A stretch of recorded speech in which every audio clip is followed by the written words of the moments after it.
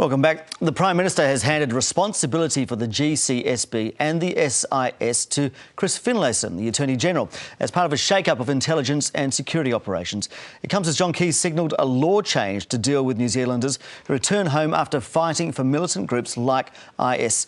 Well, joining us now from Dunedin is Otago University international relations expert Robert Patman. Robert, thanks for your time this morning. Do you think this reshuffle is a sort of an admission that there hasn't been enough oversight of these agencies? It's definitely an attempt to extend ministerial oversight, and that implies that it's been a tumultuous period with Mr Key being almost in sole control, exercising sole oversight over the GCSB and the SIS. We've had controversial legislation last year in August to extend the role of the GSB into domestic surveillance, and then of course we've had these allegations from Ed Snowden about unfettered NSA mass surveillance of New Zealand citizens. And I think there have been one or two occasions when the government has been to be caught off guard by some of these allegations, and I think this is a response, and it certainly in many ways makes sense, because under the new move, Chris Finlayson, the Attorney-General, will take over the day-to-day running of GCSB and the SIS, but the Prime Minister, who said he'll be the Minister for National Security and Intelligence, will exercise strategic oversight. Right, so he's also indicated that there might be a bit more money for these organisations as well. We don't know exactly what, though, as yet. Yes, that's interesting. He said there'll be new resources for these organisations in light of the fact the world has become more uncertain. He's also referred to the fact the world is subject to ever increasing change.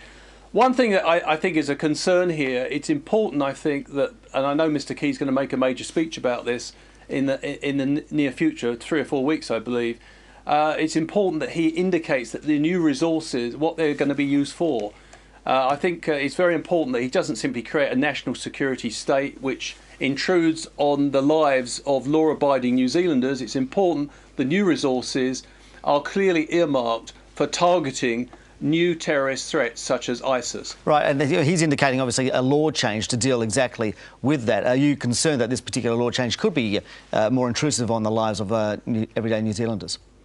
No, I'm not so much concerned about that. I mean, there's always that possibility, I suppose, but at the moment I think the government's got a fair point that with the rise of New Zealand citizens apparently involved in fighting, the legislative framework currently in place is not really prepared to deal with people coming back, maybe New Zealand passport holders coming back to this country after fighting in Syria for a year. The worry is, of course, that they will be attempting to extend their agenda here and cause all sorts of problems. And because we haven't really had this before, where New Zealand citizens have been fighting, at least in the numbers that are apparently reported to be fighting.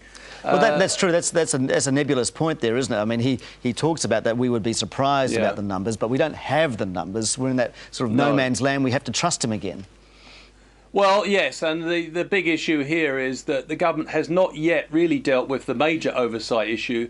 He's extending ministerial oversight, but one of the critics point out it's important to beef up the independent watchdog, the Inspector General, to oversee the operations of both the GCSB and also the SIS. So I can imagine that political opponents will be making this point in the weeks ahead. All right, Robert Patman from Dunedin, thank you very much for your time this morning.